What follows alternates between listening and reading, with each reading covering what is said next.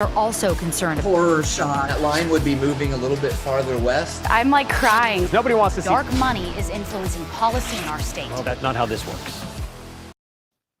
Well, hello there. I'm Brian Hyde, and this is Nowhere to Hide. Going to be spending some time today talking about the Respect for Marriage Act.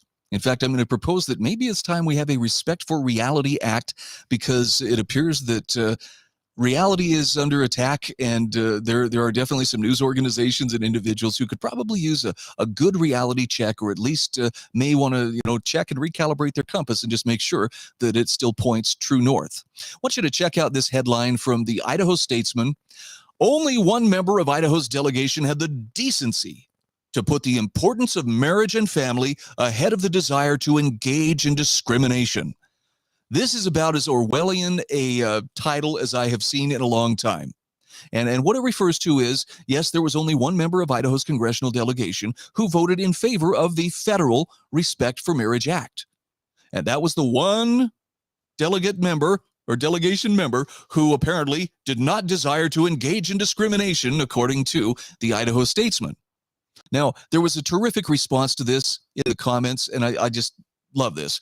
Rewrite. With one exception, Idaho's delegation supports marriage and doesn't cave to the LGBTQ mafia.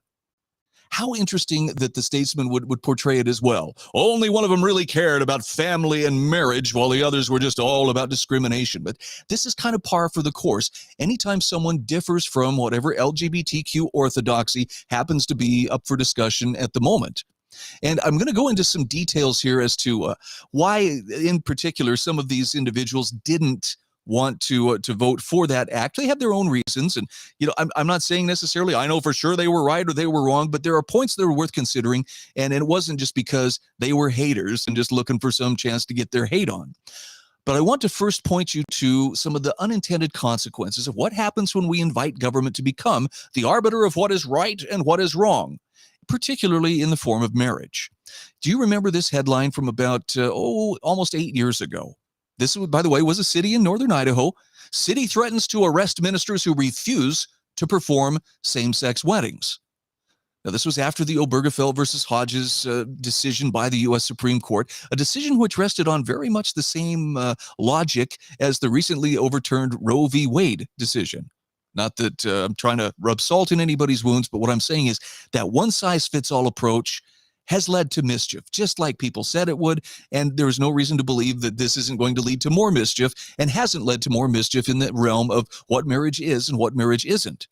It really comes down to the question of why is it so important that some people feel the need to force other people to participate in something that they don't want to be a part of, whether it's a cake maker in Colorado who says, look, you can buy anything in my shop here, but I'm not going to make a custom cake for your same-sex wedding. Now, granted, that's some people would say, well, that's not very nice, but it's the person's conscience, the artist who is creating the cake, that's at stake here. And to force him to participate in something which the Colorado Civil Rights Commission tried to do before that was struck down by the Supreme Court, albeit on a very narrow ruling involving they weren't pleasant enough in how they were going after his religious liberties.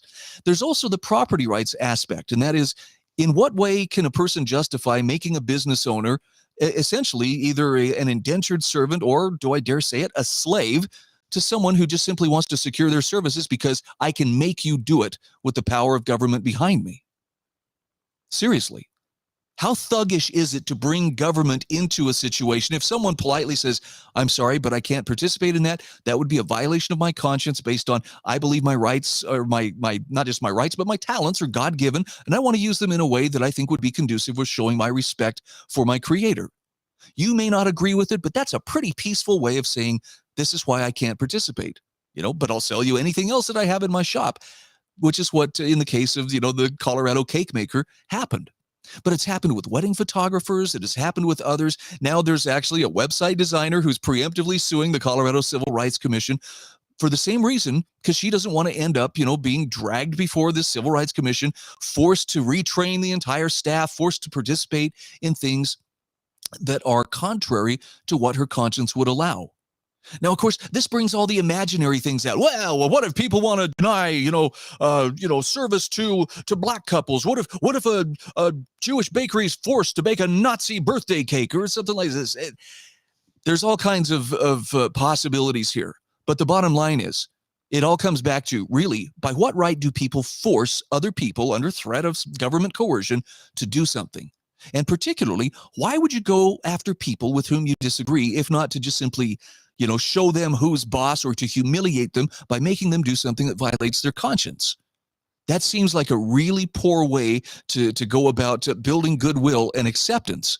But then again, I guess if you have force on your side, you don't need to build goodwill or acceptance.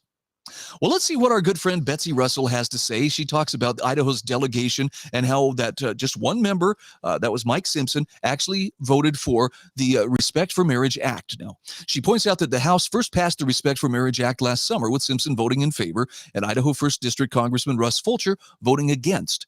Then the Senate added amendments to protect religious freedom, drawing support from an array of religious groups, including the Church of Jesus Christ of Latter-day Saints. However, both of Idaho's GOP senators, Mike Crapo and Jim Risch, still voted against the bill. Now, of course, this doesn't set well with Betsy, and she lets us know.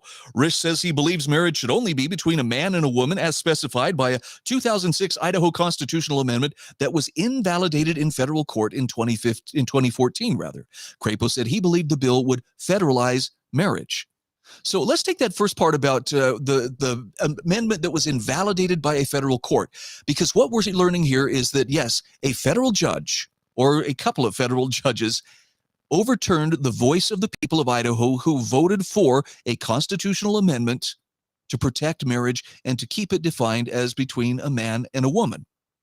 Now, as far as Crapo's worries about it federalizing marriage, that's exactly what people should be concerned about. Because as we saw in Roe v. Wade, once the federal government gets involved, well, that one-size-fits-all approach is going to be hammered down on everyone's heads. Now here, Betsy says that Fulcher didn't respond to requests Friday for comment on why he voted against the bill as amended by the Senate, but when he voted against the earlier version in July, he said he believed it unnecessarily inserts the heavy hand of the federal government where it is not needed, creating a scenario where Idaho may be forced to recognize an evolving definition of marriage according to other states. Based on what we saw happen in 2015, that's probably a very reasonable approach. Should Idaho be, forced to redefine marriage? Should the federal government, under the 14th Amendment, be able to force all states to do this? You realize, of course, marriage was not even a government concern for a very long time. It was strictly a private, albeit religious, matter. That's why it was called holy matrimony. And where did people record their marriages? Well, usually in the front page of the family Bible. Marriage licenses came about, as I've explained on this program before, as a means of denying inheritance to people who did not affiliate with the official state-approved religion, and it was used as a weapon. It was used to prevent couples from getting married in interracial marriages. Oh, speaking of which, Betsy wants to bring this up as well. Same-sex marriage has been legal across the nation since 2015 due to the U.S. Supreme Court decision in Obergefell v. Hodges, which found all state bans on same-sex marriage unconstitutional, just the way that Roe v. Wade found that all state bans on abortion on demand were unconstitutional. How did that work out again? Okay, I'll stop rubbing salt in the wounds. Interracial marriage, she points out, has been legal nationwide since the 1967 Supreme Court decision Loving v. Virginia, which found all state laws forbidding interracial marriage or cohabitation unconstitutional. Now, before I go on from here, please understand that at least with interracial marriage, and at the time that Loving v. Virginia was decided, you're still talking about a marriage relationship which involved a man and a woman. And I'm sorry, you're going to think I'm a heterosexual supremacist for saying this kind of thing, but I just want to point out, it's the only kind of relationship, it's the only kind of marriage relationship, male and female, that can actually create new life. Now, you can call these other partnerships whatever you want to. I'm not suggesting they have no right to find happiness together.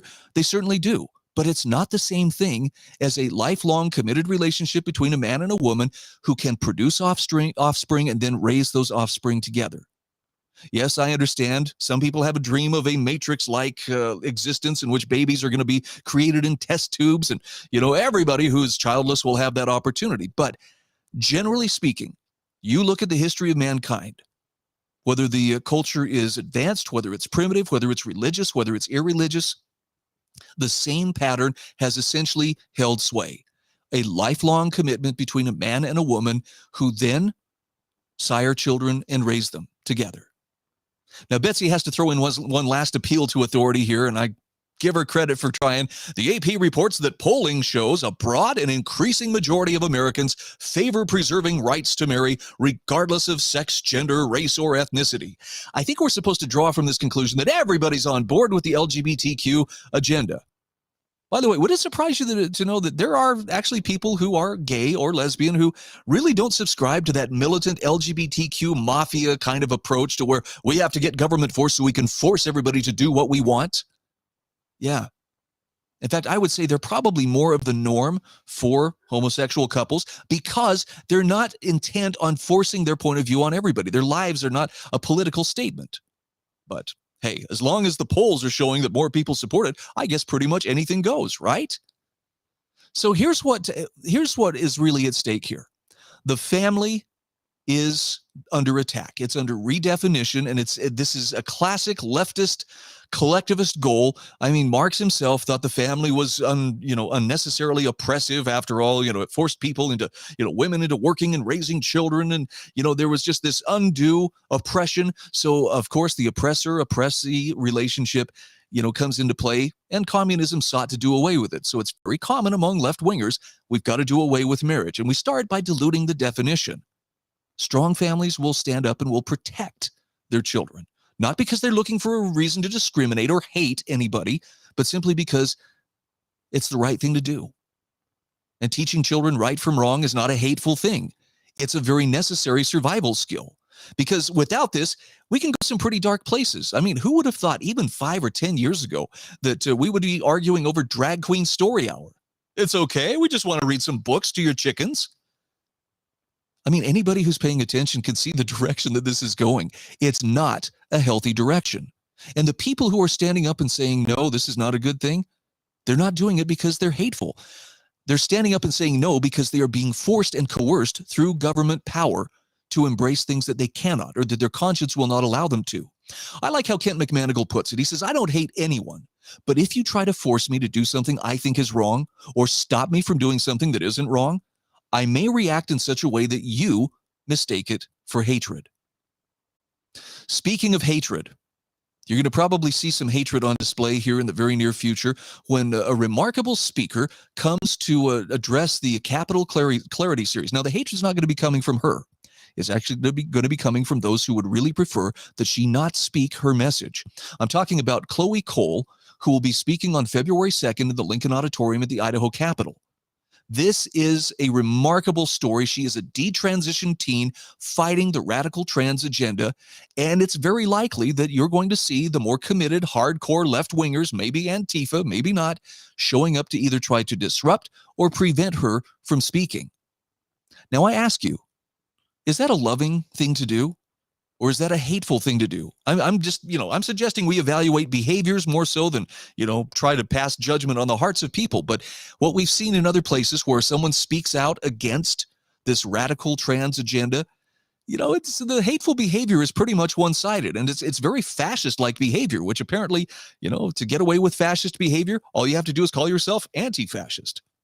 I think you'll find it very worthwhile if you're able to show up in person at the Idaho Capitol on February 2nd. I think you'll be well served. If not, it'll be streamed. And again, thanks to the Idaho Freedom Foundation for making this a possibility. Look, reality itself is under attack. Maybe we need a Respect for Reality Act, although personally, I really don't want to get the government involved in trying to determine what is real and what isn't, because I think we're fast approaching that point already. And it's not working out so well. I'm Brian Hyde, and this is Nowhere to Hide. Are biased, the Idaho Press Club are biased, all media, newspaper, radio. To be completely blunt here, Brian, and there are plans to expand indoctrination. That's right. Well, Idahoans are also concerned. Horror shot. That line would be moving a little bit farther west. I'm crying. Nobody wants to see dark money is influencing policy in our state. Well, that's not how this works.